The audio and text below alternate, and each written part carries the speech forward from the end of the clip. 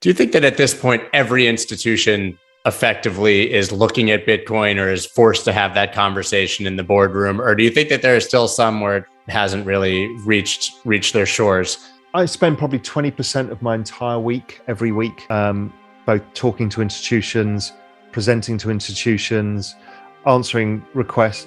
They're all over this. Everybody is.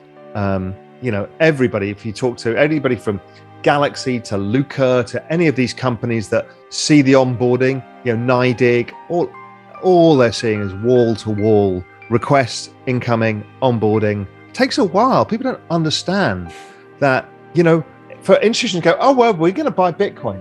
Okay, how do you mark to market it? What is the open? What is the close? Which price do you take? There's no single exchange. Then how do you custody it? How do you account for it? All of this stuff takes months of work. Which is interesting because it's been a year since MicroStrategy first purchased Bitcoin. We saw Tesla come in. Then Michael Saylor hosted a meeting of 2,000 CFOs or representatives from companies. And there was this sentiment that by March or April, we would see 100 more companies adding Bitcoin to their treasury. And it didn't happen. Then obviously we saw the correction. People could argue that that's a reason that they didn't come in then. But do you think it's just a function of what you just described? It's going to take 6 months or a year, 18 months? It's a function of two things. For institutions, it's a function of what I talked about. It just takes time. Right? There's a lot of people to get across the line and you need to appease a lot of people. For the corporations, it's how you account for it in GAAP accounting. This is the big problem, is you can only mark it down, you can't mark it up, and it has volatility in your quarterly earnings. So only people like Michael Saylor will accept it, others won't. So everyone's trying to figure out, can we get GAAP accounting rules changed? Or if not, is there a vehicle that will be able to allow us to do it without putting it on the balance sheet? Is a way of having it off balance sheet. So that's why the corporations are slow. They want to do it. I've spoken to many, but they're like, these accounting rules, we don't know what to do. Saylor's a bit of a unicorn. I mean, he's in a position where he has enough control to make that move and has, I guess, the balls to say, if you're not on board, see ya. Right. But I don't think we're going to see many more companies adopt at that level. Right. I think we'll see more that do the 1% to 5%. When the rules change, it makes total sense. At that level, no, it doesn't make sense for companies because he's basically bet his whole company on this, and that's okay. But for Microsoft to do it, no. But they do manage a huge amount of cash, and it's a very good instrument for them. And we even had a paper commissioned at Real Vision about portfolio effects, and it's incredibly powerful. So they want to do it. It's just hard. So you mentioned the Pareto principle earlier, the 80-20 for the networks. Is that generally your view on how many of these coins in general will survive? I mean, we probably have 10,000 coins on CoinMarketCap at this point. I haven't looked, but what happens to most of these? Yeah, the 80-20 rule. I mean, this is like the dot-com boom. How many survive? Not that many. But, yes, it's okay to play with these small ones, but you need to know what you're doing, or just take a very small position and realize that you're hugely speculative. You're trading penny stocks, and they can go bust at any time. Or you can build a proper portfolio and think about risk management and understand that not all of them will work as well as you want, but you're going to only get involved in the top 30 or 40 coins. And then you may take an individual bet because you particularly like Audius or something like that. That's okay. But, don't go looking for penny stocks to try and get rich, because it's proven that virtually nobody ever gets rich from penny stocks. Generally, they end up in prison or broke. That is absolutely true. And you sort of touched on the Wolf of Wall Street being a classic example. Yeah, absolutely. And so you talked about maybe next March as sort of a cycle top for Ethereum. Do you view either Bitcoin, Ethereum, or any of these assets as generational investments? Or is it still a trade where you're looking to exit at a cycle top? Well, you can trade a cycle, and that's okay. That doesn't mean you've cheated on your girlfriend. You can trade a cycle. If you want the dirty truth, you should never own Bitcoin. The actual truth is you should own alts or stablecoins, because when Bitcoin outperforms, it's generally when the markets are falling. And in which case you shouldn't own Bitcoin. You should just own stablecoins. And when the markets are in a bull run, generally the alts outperform, particularly the large alts, so like Ethereum. And therefore, at that point, you should own those. And maybe you should never own Bitcoin. Now, that's the extremity of the whole thing. So my view on this is, I think the space the market cap of the space goes up 100x from here over the next 10 years.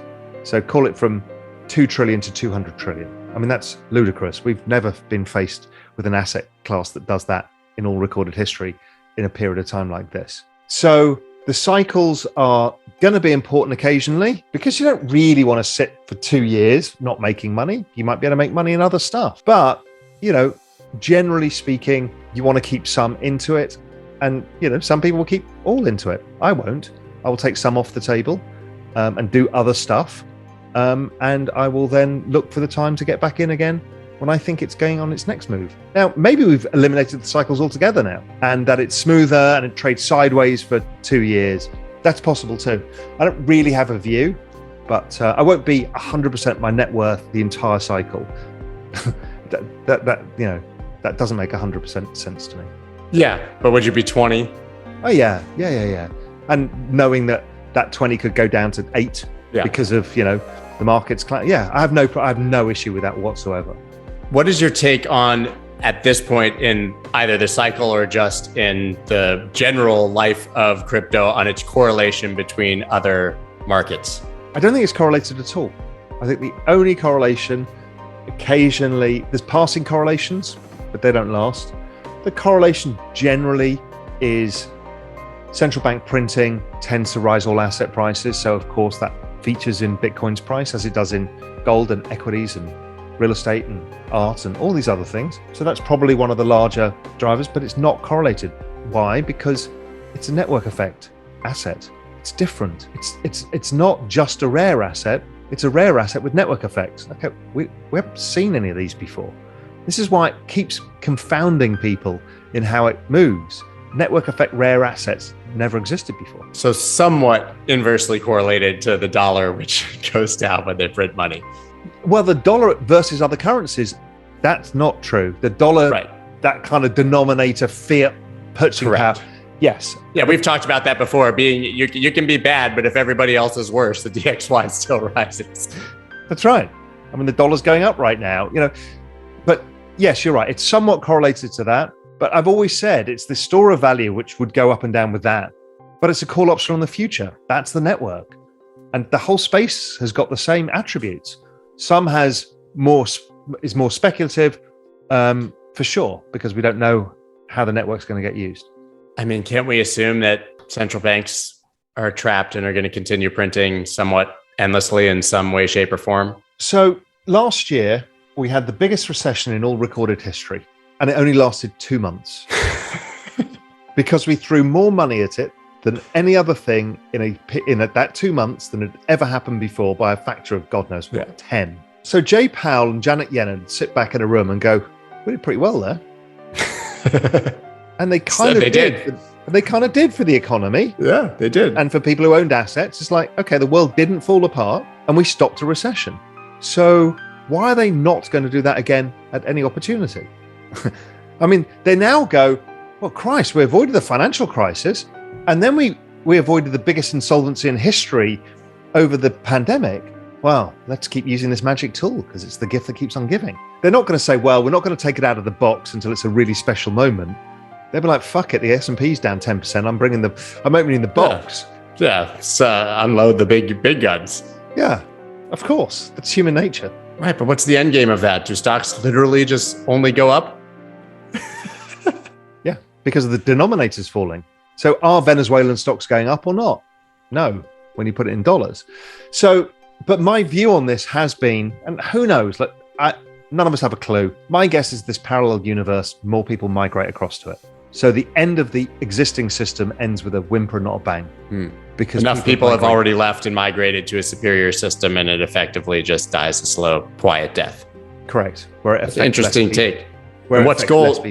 And what's gold's role in that transition? I think gold will always play its role, and it will go up in value over time. It just doesn't have this call option effect, which is why, Peter Schiff gets angry because Bitcoin keeps going up versus gold. Yes, because it's gold plus. It's as simple as that. Gold will do its thing, and all of the people who trusted in gold for millennia, it will still maintain its value. So if you look at real estate versus gold, or equities versus gold, art versus gold, all of these things, they're all roughly in line where they should be. Nothing's wildly overvalued. Gold is the anchor pricing of the world. It's the stable coin of the world.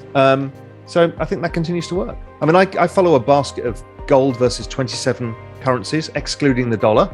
And all it does is it goes sideways, sideways, sideways, money printing up. Sideways, sideways, sideways, money printing up. It's like it Taking the perfectly does what stairs. it's supposed to do. It kind of suggests that global currencies since 2008 have been devalued by 65%.